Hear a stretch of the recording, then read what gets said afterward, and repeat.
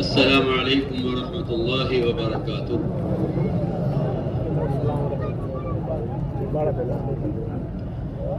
الحمد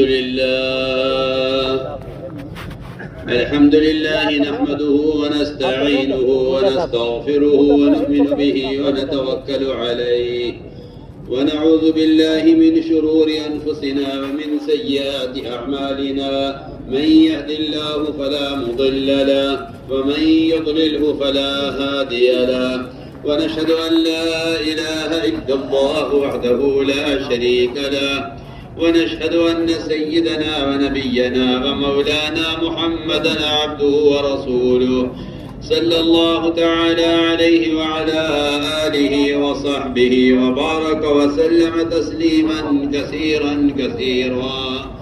أما بعد فأعوذ بالله من الشيطان الرجيم. بسم الله الرحمن الرحيم. قالت الأعراب آمنا قل لم تؤمنوا ولكن قولوا أسلمنا.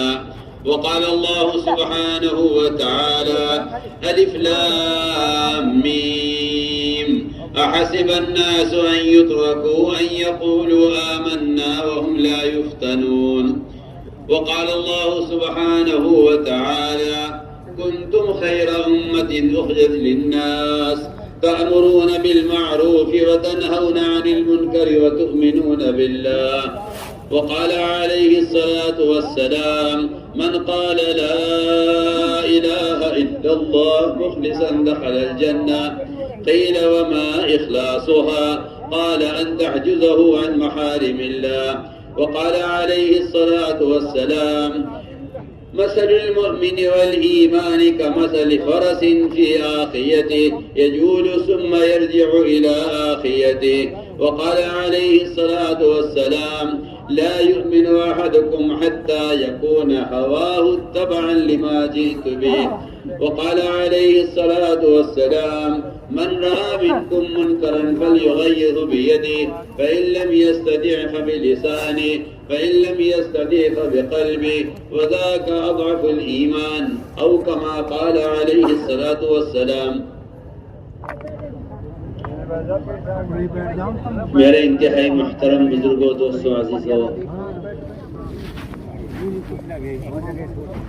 اللہ رب العزت نے فضل فرمایا کہ ساری کائنات کفر اور شرک میں ایسی ڈوبی ہوئی کہ ہر نفع کی چیز اور ہر نقصان کی چیز اس انسان کے لیے ایک قبلہ، ایک معبود بن گئی. انسان اس چیز کا پجاری ہو گیا تھا جس سے اس کو نفع پہنچے، اور اس چیز کا پجاری بن گیا تھا جس سے اسے نقصان کا خطرہ ہو. اللہ نے فضل فرمایا کہ انبیاء علیہ السلام کو بھیج کر اللہ نے سب سے پہلے ان ساری شکلوں کے انکار کے ساتھ اپنا تعارف کرایا. یہ کلمہ لا الہ الا اللہ میں نفی پہلے ہے، نفی پہلے ہے، اور اس نفی کا تقاضا یہ ہے کہ جو شکل بھی جبرائیل سے لے کے چونٹی تک جو شکل بھی آپ کے اللہ کے درمیان حائل ہو رہی ہو، آپ اسے ہٹائیے، اس کا انکار کیجیے. میں بہت بنیادی بات آپ سے عرض کرتا ہوں. اگر کوئی شکل اس کے اللہ کے درمیان ذریعہ بنتی ہے تو یہ شکل اس کو اللہ کی عبادت سے روک دے گی. مسلمان یہ سمجھتا ہے اللہ کے ساتھ شریک کرنا یہ ہے کہ ہم فرشتوں کو شریک کریں، ہم انبیاء کو شریک کریں، یا نعوذ باللہ خودوں کو شریک کریں. میں تو آپ سے بہت آگے کی بات کر رہا ہوں. اس کا اندیشہ نہیں ہے، اس کا اندیشہ نہیں ہے کہ ایک مومن اور ایک اللہ کی وحدانیت کا بیان کرنے والا اللہ کے ساتھ کسی کو شریک ٹھہرائے. میں کچھ اور کہنا چاہتا ہوں. اس ایمان اور توحید کا اور اللہ کے غیر کے انکار کا مطلب صرف اتنا نہیں تھا کہ آپ اللہ کے ساتھ کسی کو شریک نہ کریں. اس ایمان اور توحید کا مطلب یہ تھا کہ تم اللہ پر وہ ایمان لاؤ کہ کوئی نفع دینے والی کوئی نقصان پہنچانے والی شکل تمہیں اللہ کے کسی امر سے روک نہ سکے. ہم نے ایک بات کا عرض کی ہے اور دل چاہتا ہے دوبارہ کہیں.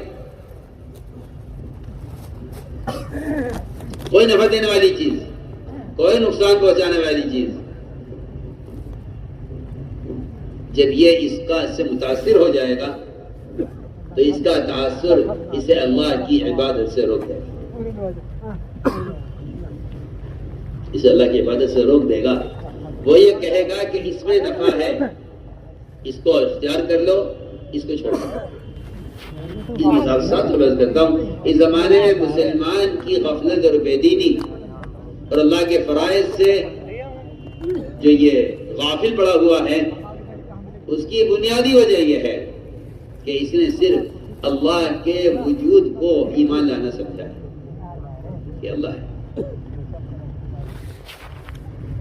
ورنہ حقیقت یہ ہے کہ جو آدمی جس شکل کی طرف جھک رہا ہے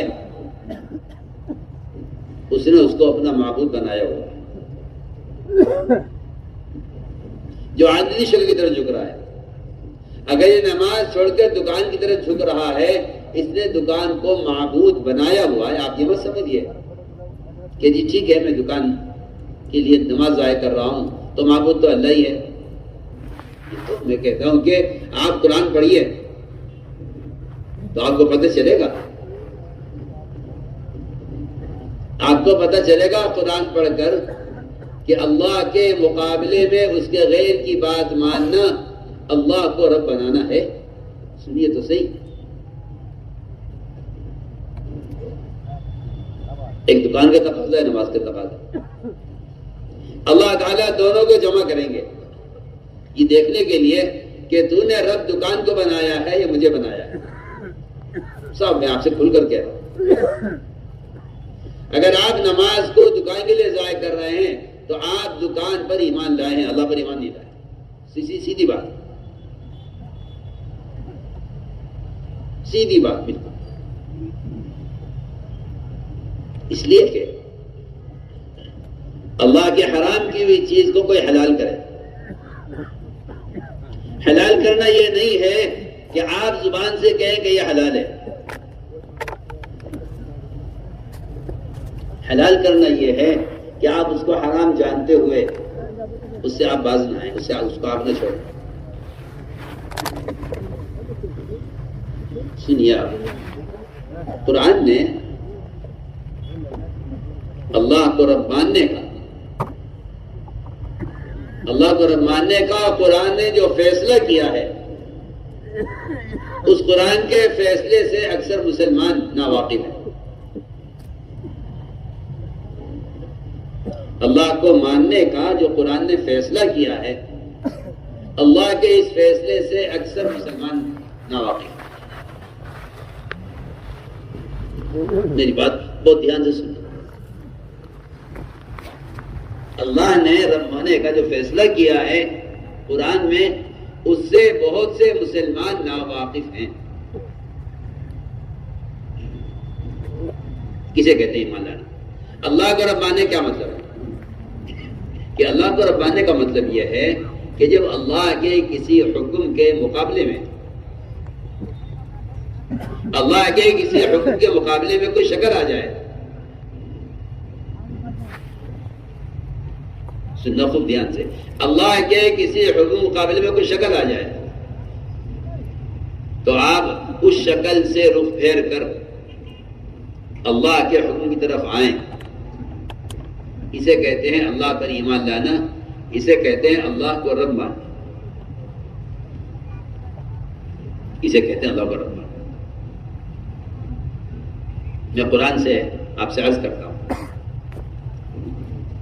ایک صحابی تھے عدی بن حاتم، وہ پہلے نصرانی تھے پر مسلمان ہو گئے. جب وہ اسلام لائے تو انہوں نے آپ صلی اللہ علیہ وسلم سے آپ کے سامنے ایک سوال کیا، اور بڑا عجیب سوال کیا. اور یہ سوال کیا کہ یا رسول اللہ، آپ یہ بتلائیے کہ ہم آپ پر ایمان لانے سے پہلے بھی اللہ ہی کو رب مانتے تھے. پھر اللہ تعالیٰ نے قرآن میں ہمیں یہ الزام کیوں دیا ہے کہ انہوں نے اپنے پادریوں کو، اپنے پوپ اور اپنے احبار کو اور اپنے علماء اور مشائخ کو اللہ کے مقابلے میں رب بنایا ہوا تھا. ہم نے تو اللہ کے غیر کبھی رب نہیں بنایا، تو اللہ نے الزام قرآن میں کیوں دیا؟ میں نے یہ سوال کیا. آپ نے فرمایا اے عدی یہ بتاؤ، یہ تمہارے علماء مشائخ، تمہارے پوپ اور پادری اللہ کے حلال کی ہوئی چیز کو حرام کرتے تھے، حرام کی ہوئی چیز کو حلال کرتے تھے، تو یہ بتاؤ کہ تم ان کی بات مانتے تھے نہیں مانتے تھے؟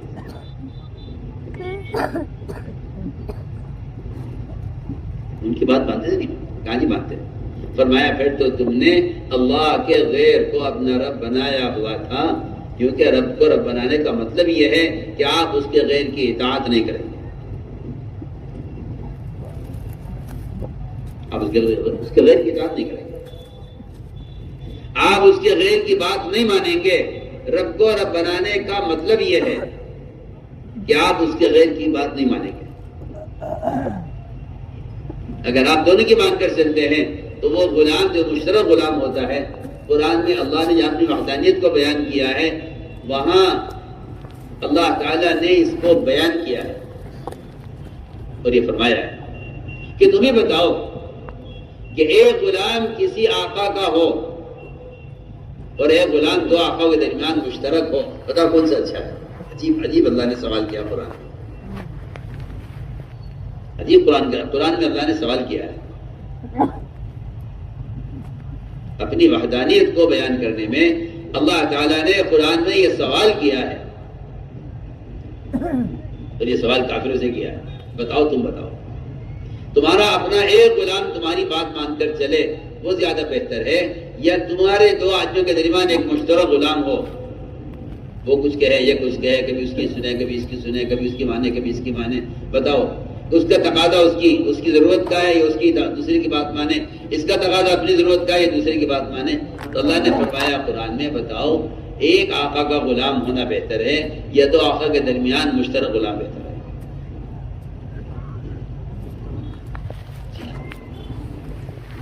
ان کی مان کر چلو، ان کی مان کر چلو.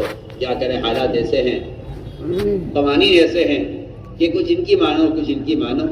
میں کہتا ہوں آپ سے کہ یہ ربوبیت، اللہ کو رب ماننا اس کو نہیں کہتے. اللہ کو رب ماننے کا مطلب ہی یہی ہے کہ اب میں اس کے کسی حکم کے خلاف اس کے غیر کی بات نہیں مانوں گا. تو میں نے ایک بات عرض کی تھی کہ ساری انسانیت وہ جھکی ہوئی تھی اللہ کے غیر کی طرف. اللہ نے انبیاء علیہ السلام کو بھیج کر اپنی ذات کا تعارف کروایا، اپنی ذات کا تعارف کروایا، اور جتنی بھی شکلیں اس زمانے میں جتنی شکلیں تھیں ان ساری شکلوں کا نبیوں سے انکار کروایا. سب سے پہلے آپ غور کریں، بڑی بڑی شکلیں، چھوٹی شکلیں. ابراہیم علیہ السلام بچے ہیں، ہر بچے کے سامنے ماں ہی شکل ہے. تکلیف ہو، بھوک ہو، کسی چیز کی ضد ہو، اس کے لیے ماں کے سوا کوئی رب نہیں ہے. سوال پیدا ہوا کہ میری پرورش کون کرتا ہے؟ ماں نے کہا میں کرتا ہوں. تیری کون کرتا ہے؟ کہ تیرا باپ آذر کرتا ہے. آذر کی پرورش کون کرتا ہے؟ آذر کی پرورش کون کرتا ہے؟ کہ آذر کی پرورش کہ وہ تو نمرود کرتا ہے. یہ بتائیے کہ نمرود کی پرورش کون کرتا ہے؟ کہ اس کی پرورش کون کرے گا؟ وہ تو رب الارباب ہے. یہ تو ہو ہی نہیں سکتا. جب میں اور آپ اور باپ اور نمرود ہم چاروں اعضاء کے اعتبار سے برابر ہیں تو پھر اس کا مطلب صاف یہ ہے کہ نمرود کا بھی کوئی پالنے والا ہے.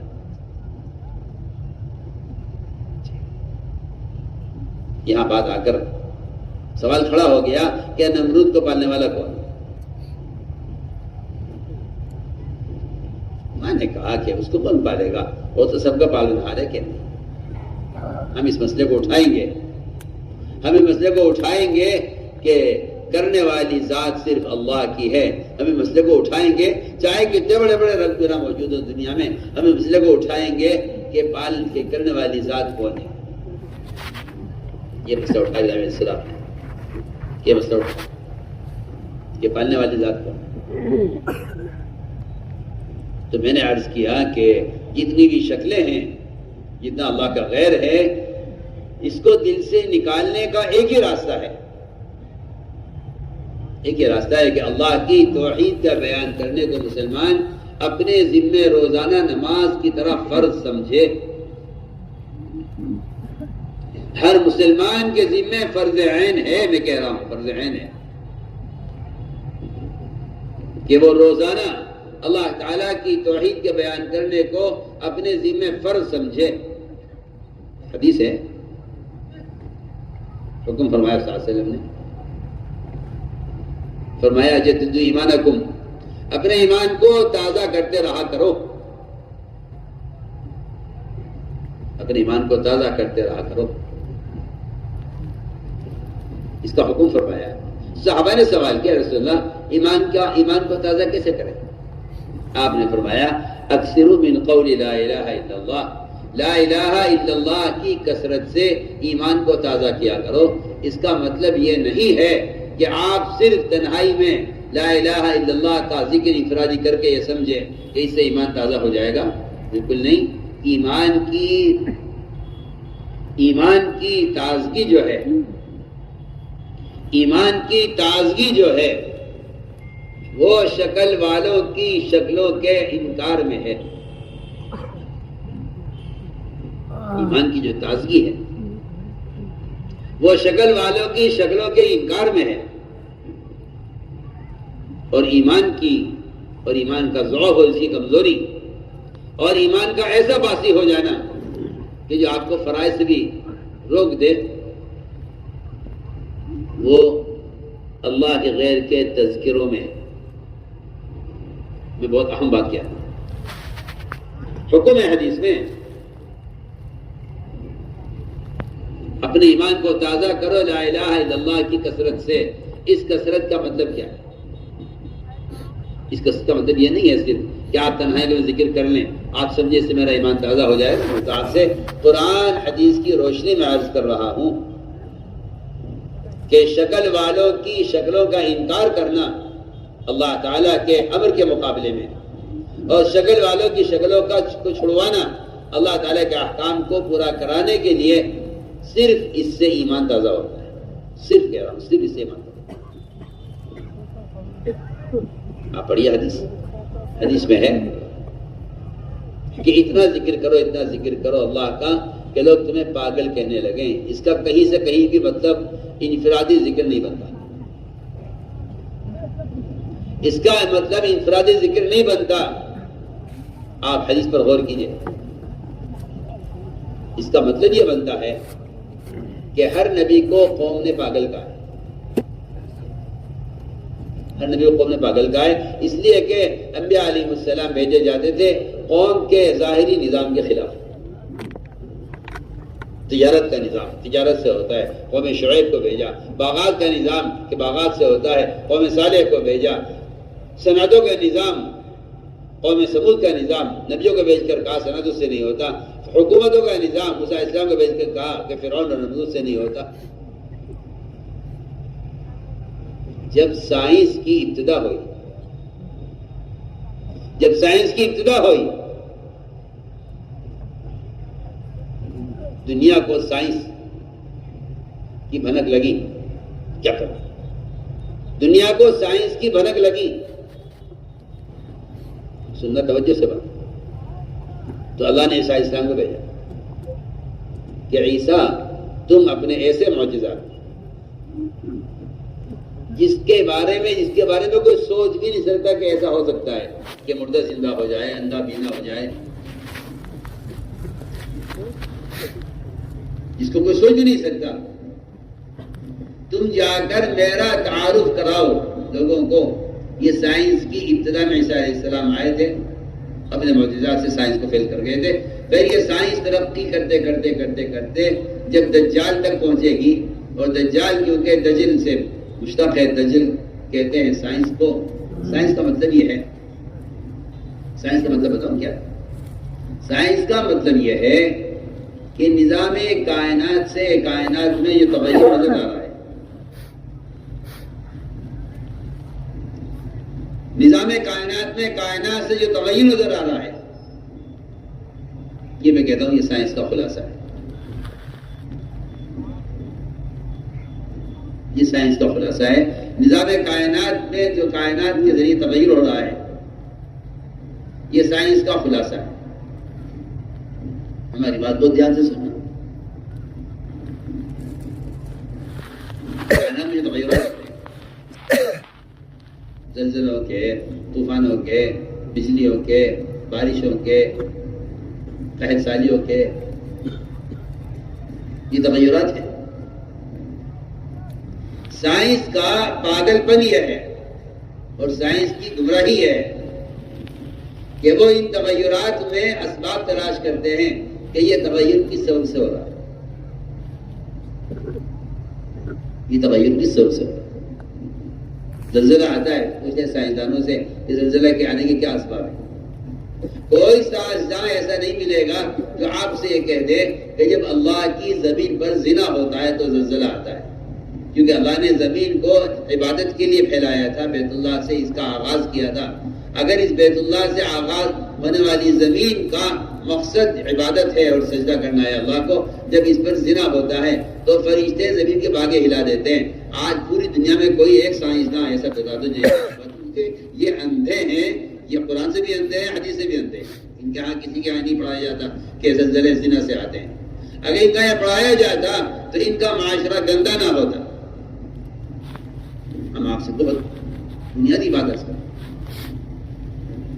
وہاں یہ پڑھایا جاتا ہے کہ زلزلے کے آنے کے یہ اسباب ہیں. وہ کچھ زمینوں کے حساب آپ کو بتائیں گے، ان سے آپ سمجھ لیں گے کہ ہاں یہ جو کہہ رہے ہیں ٹھیک ہے. میں کہتا ہوں اللہ کی قسم، اللہ کو بھلانے کا سبب ہی سائنس ہے. دجال کیا ہے؟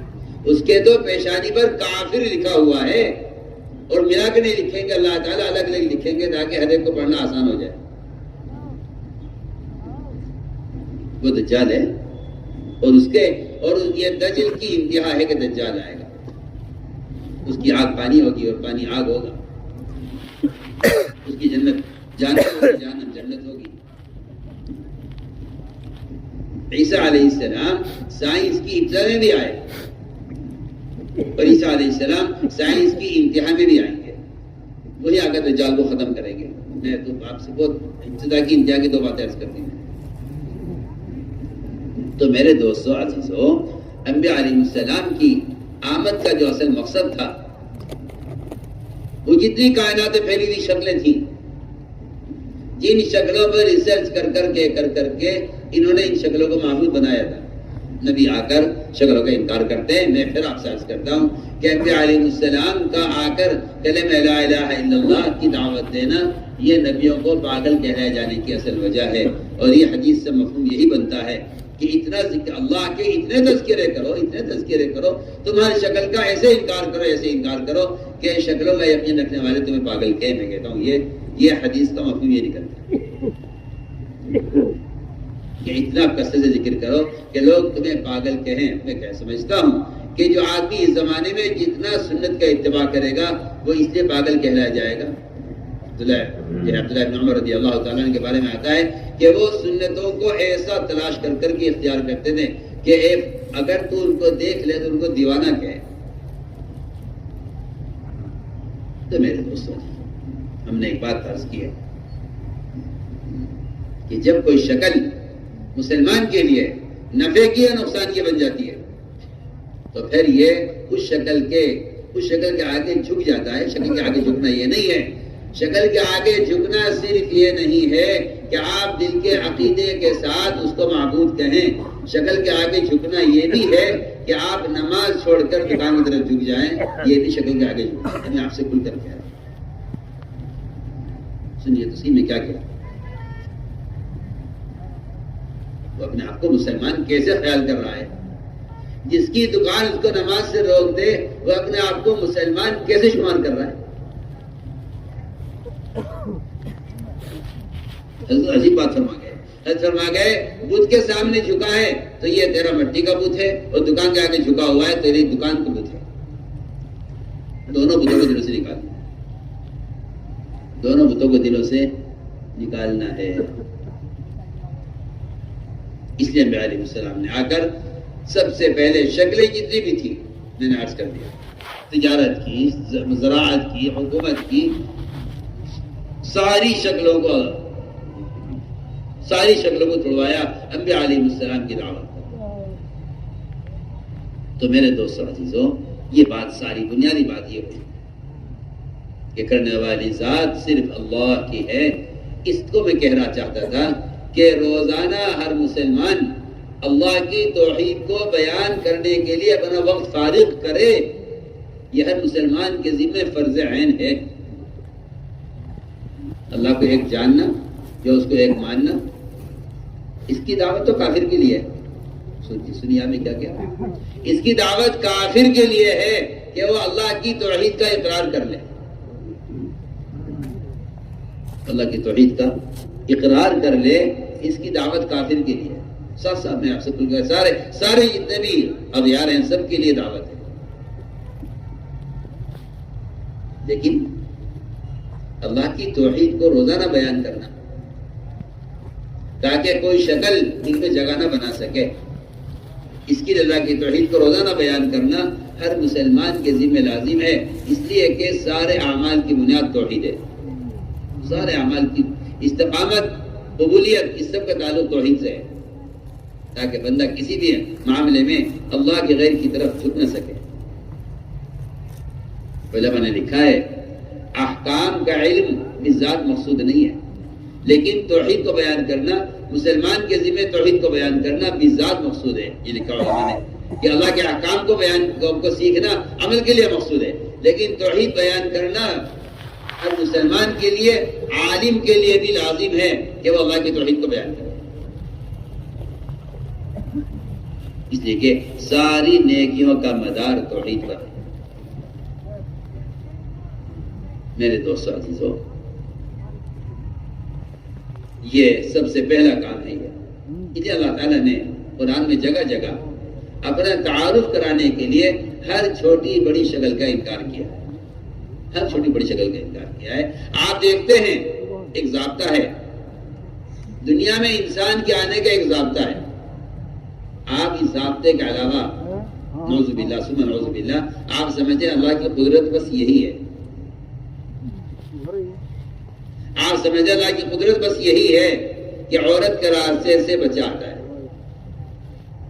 میں کہتا ہوں آپ کو کہ جو شخص زمین، آسمان، چاند، سورج، ستارے، ساری دنیا کا جو نظام چل رہا ہے، اگر کوئی شخص دل میں اس بات کا خیال بھی لے آئے کہ اللہ کی قدرت یہ ہے، تو میں کہتا ہوں کہ اس نے اللہ کی قدرت کو نہیں پہچانا. وہ قدرت سے بالکل ناواقف ہے. اس لیے کہ جو نظام تعارف کے لیے ہے وہ قدرت کا وہ قدرت کی انتہا کہاں ہو سکتا ہے. میں تم آپ سے بہت کام کی بات عرض کر رہا ہوں. جو نظام ظاہری نظام تعارف کے لیے ہے، سوچیے جو نظام تعارف کے لیے ہے، آپ دیکھ لیجیے قرآن میں ہم نے آسمان کو کیسے اٹھایا، زمین کو کیسے پھیلایا، ستاروں کو کیسے چمکایا، چاند سورج کے نظام، یہ سارا کہہ کر اللہ فرما رہے ہیں نبی سے کہ نبی جی اس سے ہمارا انکار کرنے والے کو اس کے ذریعے ہمارا تعارف کریں. یہ تو اللہ کے تعارف کے لیے ہے. قدرت تو افسر فرما دیتے قدرت اللہ کی ذات میں ہے. قدرت اللہ کی ذات میں ہے. قدرت اللہ کی ذات میں ہے. وما قدر اللہ حق قدری والارض جميعا قبضته يوم القیامہ والسماوات مطویات بیمینہ. جس کو آپ سمجھ رہے ہیں کہ قدرت کی انتہا ہے، وہ تو سارے آسمان زمین اللہ تعالیٰ کے ہاتھ میں ایسے لپٹے ہوئے ہیں جیسا کوئی آدمی کسی کاغذ کو ہاتھ میں لے کر لپیٹ لیتا ہے. کوئی انسان کسی کاغذ کو لے کر لپیٹ کر ہاتھ میں لے لے. اللہ تعالیٰ ایک وقت آئے گا، ایک وقت آئے گا جتنی بھی شکلیں انسانوں کے سامنے ہیں، اللہ ان ساری شکلوں کو توڑ کر، ان ساری شکلوں کو توڑ کر اللہ تعالیٰ ساری شکلوں کو ختم کر کے یہاں تک کہ جو عرش کو اٹھائے ہوئے فرشتے ہیں انہیں بھی ختم کریں کہ تم بھی بڑھو، تاکہ یہ خیال نہ رہے کہ آپ اللہ کا عرش ملائکہ کے اٹھانے سے قائل ہیں. اسی بھی تو مر جاؤ، وہی مر جائیں گے. اللہ فرمائیں گے کون باقی ہے؟ ملک الموت کہے گا اے اللہ میں باقی ہوں، آپ کے اعزاز حی القیوم ہے. اللہ فرمائیں گے تم بھی مر جاؤ. ملک الموت کی موت آ جائے گی، اللہ اعلان کریں گے آج بتاؤ بادشاہت کس کی ہے؟ تمہارے پاس جتنی شکلیں تھیں ہماری بنائی ہوئی تمہاری بنائی ہوئی، آج ان میں سے کوئی شکل نہیں ہے، بتاؤ آج بادشاہت کس کی ہے؟ کوئی جواب دینے والے نہیں، کوئی جواب نہیں. وزراء، صدر، حکام، بڑے بڑے بادشاہ گزر گئے، کوئی جواب دینے والا نہیں ہوگا. اللہ اپنے سوال کے جواب خود دیں گے. للہ الواحد، اللہ اپنے سوال کے جواب خود دیں گے، کوئی جواب دینے والا نہیں. میں نے ایک بات عرض کی ہے اور میرا دل چاہتا ہے کہ اس کو سمجھا جائے. ایک نظام ہے دنیا کا، بارش یوں بادلوں سے ہوتی ہے، بچے یوں پیدا ہوتے ہیں، رزق یوں نکلتا ہے، دودھ یوں آتا ہے. ایک ظاہری نظام ہے دنیا کا. مسلمان ابھی تک اس گورکھ دھندے میں پھنسا ہوا ہے کہ یہ قدرت ہے، اور جو اسے قدرت سمجھے گا وہ اس کو معبود بنا لے گا. میں یہ کہنا چاہتا ہوں، جو اسے قدرت کہے گا وہ اسے معبود کہے گا. جو اس کو قدرت کا تعارف کہے گا وہ نظام کائنات میں غور کر کے اللہ تک پہنچ جائے گا. یہ ہے اصل. جو اس میں قدرت تصور کرے گا وہ اس کو معبود بنا لے گا. جو اس کو اصل معبود حقیقی کے تعارف کا راستہ اور ذریعہ سمجھے گا وہ اس کا انکار کر دے گا کہ نہیں یہ کچھ نہیں ہے، یہ کچھ نہیں ہے، یہ کچھ نہیں ہے، یہ کچھ نہیں ہے، یہاں تک کہ وہ اصل تک پہنچ جائے گا. دیکھیے آپ، میں نے ایک مثال پیش کی ہے، اسے پھینک دو ہاتھ میں سے، بات نہیں کیا اسے. میں نے ایک مثال پیش کی ہے. ہمارا آپ کا سب کا یقین اور خیال یہی ہے کہ عورت سے بچہ پیدا ہوتا ہے، ایک ضابطہ ہے. پہلے تو یہ بات یاد رکھ لو کہ نظام کائنات اللہ کا ضابطہ نہیں، ضابطہ اللہ کا نظام کائنات اللہ کا ضابطہ ہے نہیں. نظام کائنات میں تغیرات ہیں. آپ دیکھ لیے، عورتیں ہیں، چار شادیاں کرنی، اولاد کوئی نہیں ہے. عورتیں ہیں، اولاد نہیں ہے. زمینیں ہیں، غلہ نہیں ہے. دکانیں ہیں، آمدنی نہیں ہے. دوائیں ہیں، شفا نہیں ہے. ہتھیار ہے، حفاظت نہیں ہے. حکومتیں ہیں، عزت نہیں ہے. بادل ہیں، بارش نہیں ہے. آپ پورا نظام اٹھا کے دیکھ لیجیے کائنات کا، آپ کو اکثر جگہ حالات بگڑے ہوئے نظر آئیں گے.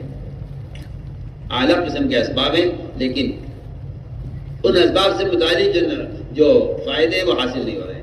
تو میں نے عرض کیا کہ نظام کائنات میں تغیر ہے اور ضابطے میں تغیر نہیں ہے، اس لیے نظام کائنات ضابطہ نہیں. میں اس کی مثال عرض کر رہا تھا. آج بھی سوچتا ہے کہ ہاں عورت سے بچہ. غور کریں، غور کریں اس پر. اللہ تعالیٰ نے دنیا کے جو نظام کو قائم کیا ہے وہ نعوذ باللہ ثم نعوذ باللہ اس مجبوری میں نہیں ہے کہ اللہ تعالیٰ اس کے بغیر کر نہیں سکتے. اللہ نے نظام کائنات کو جو قائم کیا ہے وہ قائم کیا ہے مسلمان کے ایمان کے امتحان کے لیے. کہ اس نظام کائنات مجھے کتنا یاد رکھتا ہے. اس نظام کائنات اصل ہے ہی امتحان کے لیے. نظام کائنات ہے امتحان کے لیے، اللہ یہ دکھلانے کے لیے کہ ہم کرنے والے ہیں، اللہ دکھائیں گے ہم کرنے والے ہیں۔ اللہ تعالیٰ نے نظام کائنات قائم کیا ہے، ہم نظام کائنات قائم کر کے دیکھیں گے کون کہتا ہے کائنات سے ہوتا ہے، کون کہتا ہے اللہ سے ہوتا ہے۔ ہم اس کو سمجھانے کے لیے ہم نے ایک نظام، ایک عادت بنایا ہے، سنیے۔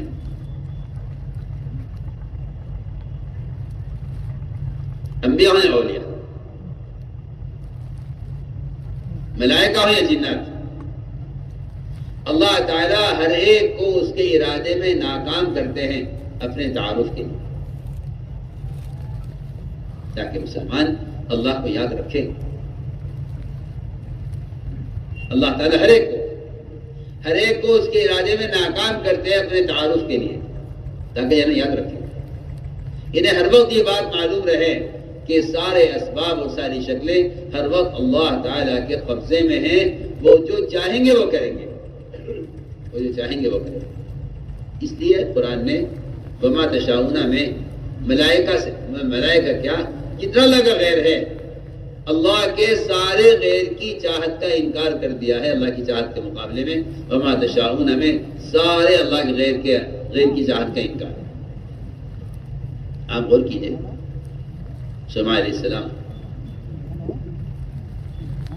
اللہ نے کیا قوت دی ہے، کیا اختیار دیا ہے، کیا حکومت دی ہے، پانی پر، ہوا پر، پرندوں پر، شیاطین پر، جنات پر، سمندروں پر، سب پر حکومت ہے، سب پر حکومت ہے۔ ایک پرندے کی مجال نہیں ہے شمع علیہ السلام کے حکم سے ادھر ادھر ہو جائے، سب پر حکومت ہے۔ لیکن انسان دیکھتا ہے یہ میری دکان ہے، اس سے نفع کی امید ہے، یہ میرا کھیت ہے، اس سے امید ہے، اور یہ میری بیوی ہے، اس سے مجھے اولاد کی امید ہے۔ سنیے، آپ توجہ سے سنیے، اور امید بھی اللہ اکبر کے ساتھ فرمایا کہ مجھے اپنی اولاد سے اللہ کے راستے کے 100 گھڑ سوار مجاہد مجھے تیار کر دیں، اپنی اولاد سے۔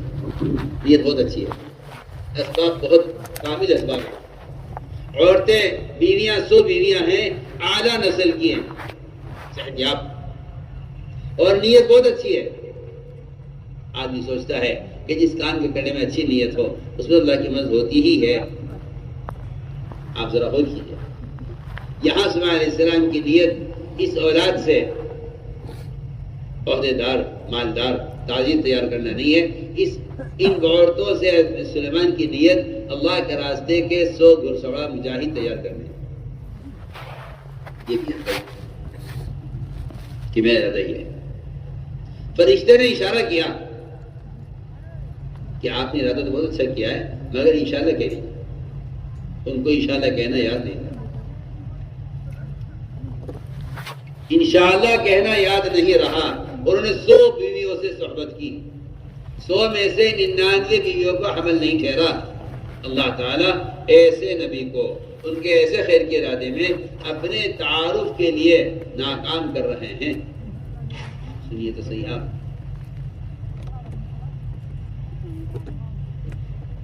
نبی کو ان کے خیر کے ارادے میں نبی کو ناکام کر رہے ہیں، تاکہ یہ جان لیں کہ کرنے والی ذات اللہ کی۔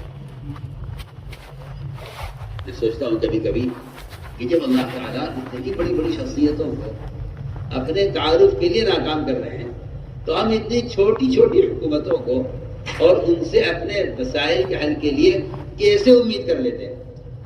سوچیے تو صحیح، ہم چھوٹی چھوٹی شکلوں سے اللہ سے رخ پھیر کر کیسے امید کر لیتے ہیں، جبکہ اللہ رب العزت سلیمان علیہ السلام جیسے نبی کو ان کے خیر کے ارادے میں ناکام کر رہے بتانے کے لیے معاملہ ہمارے ہاتھ میں، آپ کے ہاتھ میں نہیں۔ ایک رات میں 100 صحبت کی، 100 میں سے ایک کو حمل ٹھہرا ہے، وہ بھی اللہ نے حمل ضائع کرانے کے لیے ٹھہرایا تھا، تاکہ ہم بتائیں کہ اگر تم حمل تک کامیاب ہو جاتے ہو تو پھر اس بات کی گارنٹی نہیں ہے کہ یہ بچہ صحیح سالی پیدا ہوگا. ہم جب چاہیں گے حمل کو ضائع کر دیں گے. ساری دنیا کی ماؤں کے رحم ہر آن ہر لمحہ اللہ کے علم میں ہے، اس کے قبضے میں ہے. قرآن کی آیت کا میں نے مفہوم عرض کیا ہے. وما تغیض الارحام وما تزداد. آپ غور کیجیے، یہاں نبی ہیں، 100 کی صحبت کی ہے، 100 میں سے 99 کو حمل نہیں ٹھہرا. سمجھ گئے صلی اللہ علیہ وسلم؟ آپ نے فرمایا، حدیث میں صحیح روایت ہے، آپ نے فرمایا اگر میرا بھائی سلیمان اگر انشاءاللہ ایک مرتبہ کہہ دیتا تو ساری بیویوں سے بچے پیدا ہوتے اور مجاہد پیدا ہوتے، سارے بیٹے پیدا ہوتے، سب اللہ کے راستے کے مجاہد بنتے. مگر انہوں نے ارادہ تو کر لیا، اپنے ارادے کو ہمارے ارادے پر موقوف نہیں کیا. بس یہ ہمارا آپ کا مرض ہے جس نے ہمیں اللہ کے غیر کی طرف جھکایا ہوا ہے.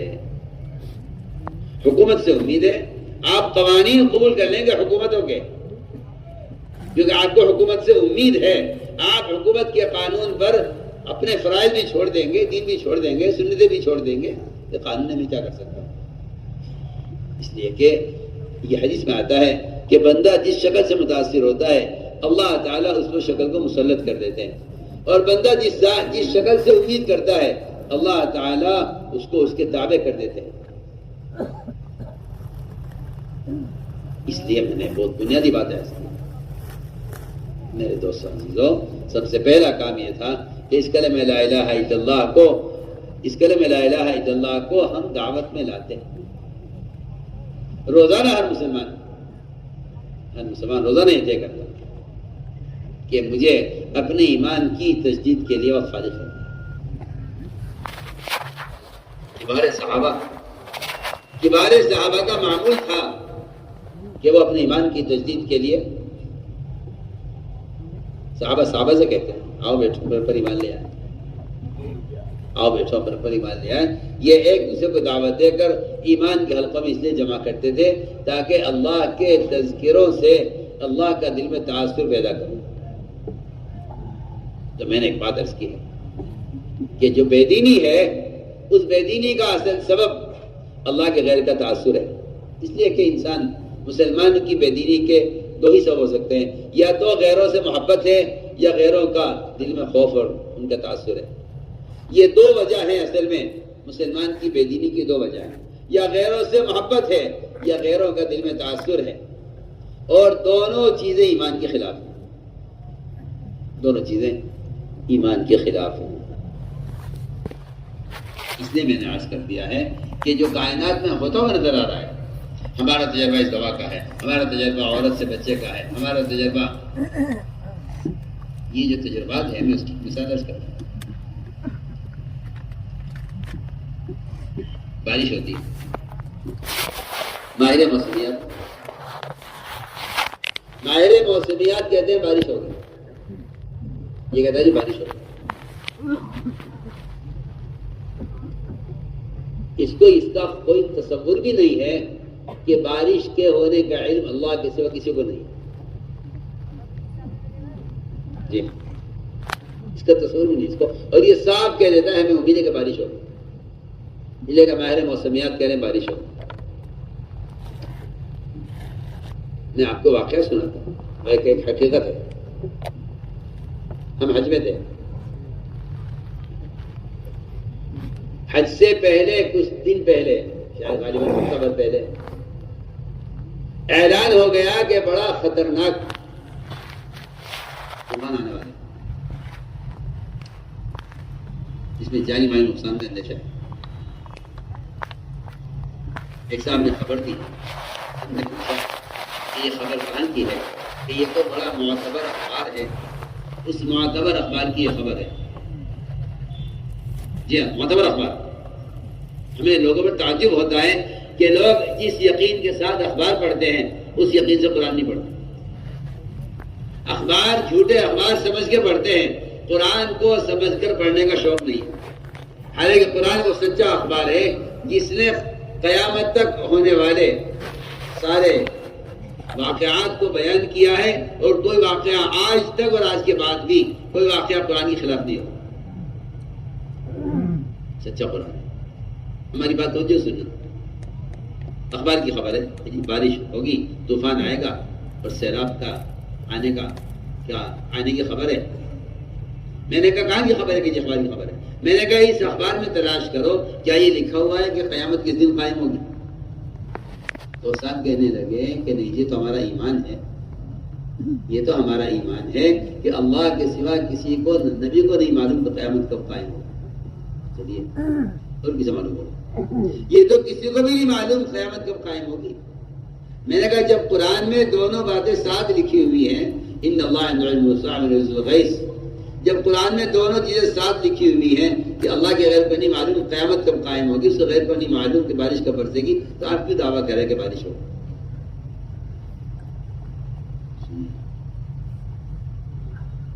حج پورا نمٹ گیا، لوگ اپنے گھروں کو واپس چلے گئے، ایک قطرہ پانی کا نہیں برسا، ایک قطرہ. لیکن اس خبر کے تاثر سے بعض لوگوں نے کہا بھائی اس سال حج نہ کرو، طوفان آ رہا ہے. میں آپ سے کہنا چاہتا ہوں اس بات، اسباب جس جو ہمارے تجربے میں آ گئے ہیں، وہ اسباب جو ہمارے تجربے میں آ گئے ہیں، ہمیں ان اسباب نے اللہ سے بدگمان کیا ہوا ہے. ہمیں اسباب نے اللہ سے بدگمان کیا. مسلمان اسباب کے استعمال سے اللہ سے بدگمان ہو گیا. میں بہت ہم بات عرض کر رہا ہوں،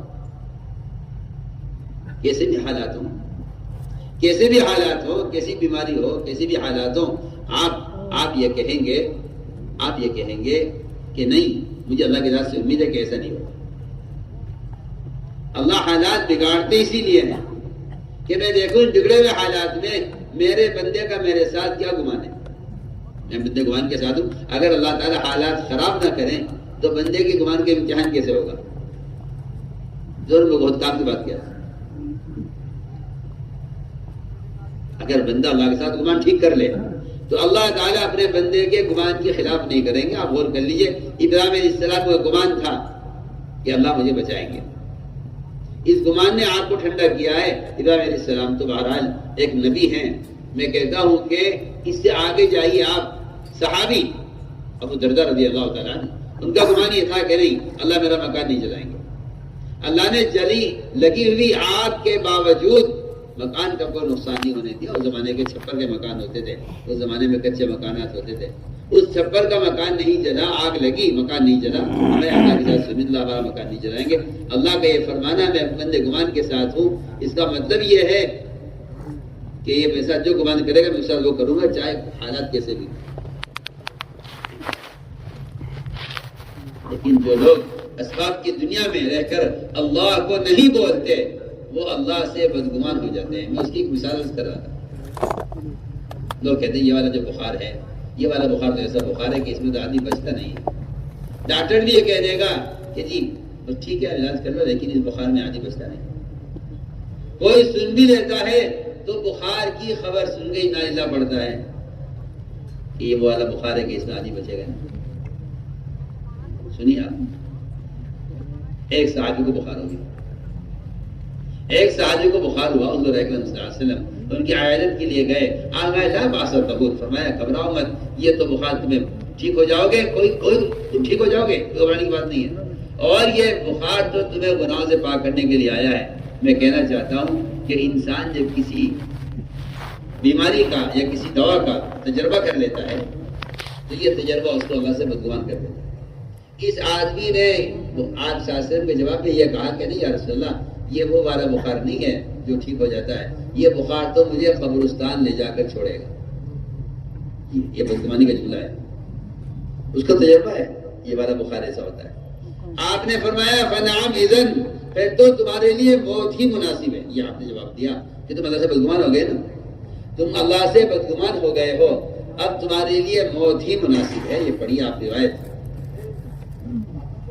تو میں کہہ رہا تھا کہ کوئی کہہ دے گا بارش ہوگی، حدیبیہ کی راتیں بارش ہوئی، حدیبیہ کی راتیں بارش ہوئی. آپ صلی اللہ علیہ وسلم نے صحابہ سے فرمایا کہ اس بارش کو وجہ سے تم میں سے بعض کافر ہو جاؤ گے، بعض مومن رہ جائیں گے۔ صحابہ دہل گئے سن کے کہ یا رسول اللہ، ہم تو کفر سے نکل کے اسلام میں آئے، ہم دوبارہ کفر میں کیسے چلے جائیں گے؟ آپ نے فرمایا کہ جو یہ کہے گا کہ بارش اللہ کے امر سے ہوئی ہے، وہ اللہ پر ایمان رکھنے والا ہے۔ جو کہے گا بارش فلاں ستارے کی وجہ سے ہوئی ہے، میں کہتا ہوں کہ یہ ہے مثال، یہ ہے مثال لوگوں کے لیے جو کہتے ہیں کہ نظام کائنات سے چل رہا ہے، جب یہ ہوگا تو یہ ہوگا، جب یہ ہوگا تو یہ ہوگا، جب یہ ہوگا تو یہ ہوگا۔ میں کہتا ہوں یہ اللہ کو نعوذ باللہ یہ کہنا کہ اللہ بنا کر فارغ ہو گئے ہیں، اب کائنات سے چل رہی ہے، یہی دہریت کسی کا نام، زمانے کو زمانہ چلا رہا ہے، دہریت اسی کو کہتے ہیں۔ اس لیے میں نے عرض کر دیا کہ ہر مسلمان کے ذمہ فرض عین ہے کہ وہ اپنا روزانہ کا معمول بنا لے اس کو، اللہ کی توحید کو بیان کرنے کا، ورنہ میں صاف بات کرتا ہوں کہ غیروں کا دل میں تعصب ایسا بیٹھے گا کہ یہ اللہ تعالیٰ کے احکام سے رخ پھیر لے گا، کیونکہ حالات اس کو حکم سے روک دیں گے، اس کو حالات حکم سے روک دیں گے۔ میرے دوستو عزیزو، یہ ہے سب سے بنیادی بات۔ اللہ کے غیر کے تعصب سے اللہ کے احکام ضائع ہوتے ہیں۔ حکام یہ کہہ رہے ہیں، قانون یہ کہہ رہا ہے، رشتہ دار یہ کہہ رہے ہیں۔ اس لیے میرے دوستو عزیزو، سب سے بنیادی بات یہ ہے کہ اتنا ایمان سیکھنا ہر مسلمان کے ذمہ فرض عین ہے جتنا ایمان اس کو حرام سے روک دے۔ یہی کلمہ لا الہ الا اللہ کا اخلاص ہے۔ آپ نے فرمایا نا کہ یہ کلمہ لا الہ الا اخلاص سے کہا وہ جنت میں داخل ہو گیا۔ صحابہ نے عرض کیا جی اس کا اخلاص کیا ہے؟ آپ نے فرمایا اس کا اخلاص یہ ہے اے مومن کو حرام سے روک دے، مومن کو حرام سے روک دے۔ اب سے میں کہا کرتا ہوں ہر مسلمان کو چاہیے کہ وہ اپنے ایمان کو پیش کرے حدیث پر، قرآن پر، کہ قرآن حدیث میں ایمان کسے کہا گیا ہے۔ کسی صحابی نے سوال کیا کہ حضرت ایمان کسے کہتے ہیں؟ فرمایا جب تجھے نیکی خوش کرے اور گناہ غمگین کرے تو جان لے کہ تو مومن ہے۔ اس لیے ایمان کی اپنی علامتیں ہیں، جیسے نفاق کی علامتیں ہیں، جھوٹ بولنا، وعدہ خلافی کرنا، خیانت کرنا، جس طرح یہ نفاق کی بیماریاں ہیں اور بیماری بدن پر ظاہر ہو جاتی ہے۔ آپ دیکھیے ایک آدمی کے بدن پر دانے ہو گئے، ڈاکٹر کہتا ہے کہ ان کے خون میں فساد ہے، یہ جو دانے ہو رہے ہیں بدن پر دانے ظاہر ہو گئے ہیں، یہ خون کا فساد ہے۔ کوئی بھی چیز انسان کے جسم میں ہوتی ہے وہ باہر ظاہر ہو جاتی ہے، اندر تھوڑا ہو رہا ہے وہ ظاہر ہو جائے گا۔ تو میں نے عرض کیا کہ نفاق اندر کی بیماریاں ہوتی ہیں جو ظاہر ہو جاتی ہیں، ایسے ہی مومن کے اندر سے ایمان کی علامتیں اس کے اعمال سے ایمان کی علامتیں ظاہر ہوتی ہیں۔ تو میرا ایمان کی علامت یہ ہے کہ مومن کو نیک بات سے خوشی ہو اور گناہ سے غم ہو، یہ مومن ہونے کی علامت ہے۔ آپ اندازہ کر لیں، ہم میں سے ہر ایک اپنے بارے میں غور کر لے، گناہ کر کے لوگوں کو بتاتے ہیں جا کر کہ میں نے یہ گناہ کیا ہے، اور خوش ہو کر بتاتے ہیں۔ ابن عباس فرماتے رضی اللہ تعالیٰ عنہ، اگر کوئی شخص کسی گناہ کے کرنے کی کوشش کرے، اگر کوئی شخص کسی گناہ کے کرنے کی کوشش کرے اور اس میں وہ ناکام ہو جائے،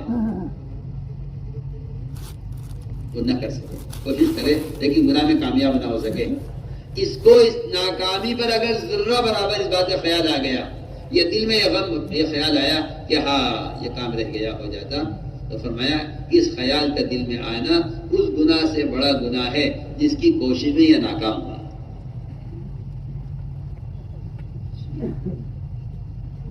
جس کی کوشش میں ناکام ہوا ہے، اس ناکامی کا جو غم ہے یہ اس گناہ سے بڑا گناہ ہے جو وہ کر رہا ہے۔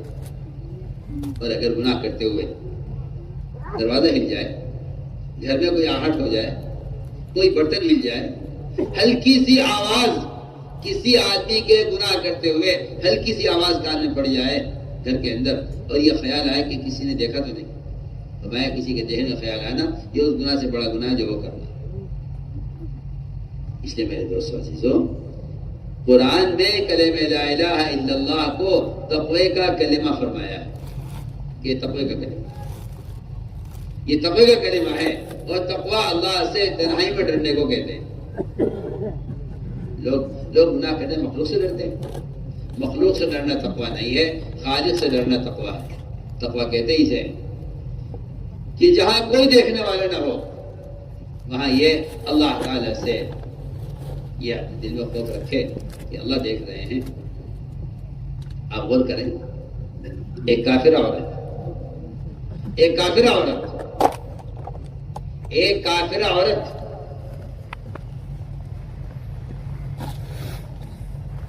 زلیخا یوسف علیہ السلام کو گناہ پر آمادہ کیا۔ گناہ کے وقت اسے خیال آیا کہ میرا یہ لکڑی کا بت ہے، مجھے دیکھ رہا، مجھے شرم آ رہی ہے اس کے سامنے گناہ کرنے میں شرم آ رہی ہے مجھے لکڑی کے بت کے سامنے۔ اس نے اپنے لکڑی کے بنائے ہوئے بت سے شرما کر اس کے اوپر کپڑا ڈال دیا۔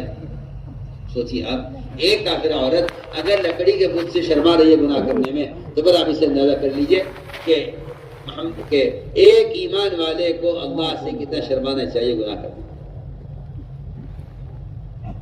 اس لیے فرمایا کہ تقوی یہ تو ایمان کی علامت ہے، اور تقوی مومن کی شان ہے۔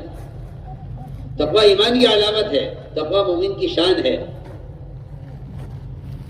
اس اللہ تعالیٰ کی طرف سے اس تقوی پر اللہ نے بہت وعدے کیے، بڑے وعدے کیے اس تقوی پر۔ جو لوگ اپنے کاروبار اور اپنے مسائل میں پریشان ہیں، اس کی بنیادی وجہ یہ ہے کہ مسلمان تقوی اختیار نہیں کرتا۔ جس لائن میں تقوی نہیں ہوگا اس لائن کی خیر حاصل نہیں ہوگی۔ تجارت میں تقوی ہے، یا معاشرے میں تقوی، ہر لائن کے تقوی سے کہ اس سے اللہ رب العزت اپنے وعدے کو پورا فرمائیں گے۔ تقوی 5 وعدے اللہ نے تقوی پر کیے ہیں، 5 وعدے تقوی پر کیے ہیں۔ سب سے پہلے وعدہ کیا ہے کہ جب بھی تقوی اختیار کرے گا ہم اس کے لیے ہر تنگی سے، ہر پریشانی سے نکلنے کا راستہ بنے۔ اللہ تعالیٰ کا ایک نظام ہے، وہ اپنے بندے کی کوشش کو دیکھنے کے لیے اس کے کام میں رکاوٹ پیدا کر دیتا ہے، اس کے کام میں رکاوٹ پیدا کر دیتا ہے۔ 3 آدمی تھے، سفر میں تھے، اچانک بارش ہو گئی تو وہ ایک غار میں داخل ہو گئے، اس خیال سے کہ بارش رک جائے گی تو پھر چلیں گے۔ غار میں داخل ہے بارش سے رکنے کے لیے، بارش سے بچنے کے لیے۔ اللہ نے ان کا امتحان لیا کہ میں دیکھتا تو ہوں کہ اگر میں ان کو کسی مصیبت میں یا کسی مشکل میں ڈال دوں اس وقت تو یہ کیا کرتا۔ میں آپ سے بہت کام کی بات کر رہا ہوں، تاجر ہے، اللہ تعالیٰ تجارت میں نقصان لے آتے ہیں، اللہ تجارت میں نقصان لے آتے ہیں یہ دیکھنے کے لیے کہ یہ میرا بندہ اس تجارت کے نقصان کو حرام راستے سے دور کرتا ہے یا یہ صبر کر کے حلال راستے اختیار کرتا ہے۔ تجارت میں نقصان ہو گیا، تجارت میں نقصان ہو گیا، اس بیوقوف آدمی نے اس نقصان کو دور کرنے کے لیے سودی قرضہ لے لیا۔ سوچیے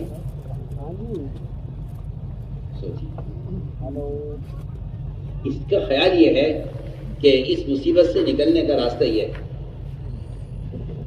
جبکہ آپ یاد کو یہ معلوم ہونا چاہیے کہ سودی کاروبار کرنے والا اللہ سے جنگ کر رہا ہے۔ آپ کا پڑوسی کوئی آپ کا دشمن ہو، آپ کی اس سے لڑائی چل رہی ہو، آپ اسے نمک مانگ سکتے ہیں؟ آپ کی عزت اس بات کی اجازت نہیں دے گی کہ آپ اپنے پڑوسی دشمن سے نمک مانگ سکیں۔ آپ اللہ سے جنگ کریں سودی کاروبار کر کے اور اللہ سے دعائیں کریں۔ سوچیے آپ اللہ سے جنگ کریں اور دعا کریں۔ سود کا ایک لقمہ صرف سود کا، پورا کاروبار نہیں، پورا کھانا نہیں، ایک لقمہ سود کا وہ 70 مرتبہ زنا کرنے سے زیادہ گندا ہے. اب حالت یہ ہے جی سود پر گاڑی ہے، سود پر ٹرک ہے، سود پر سارا نظام چل رہا ہے. اللہ بارشیں روک دیں تو دعا کراتے ہیں.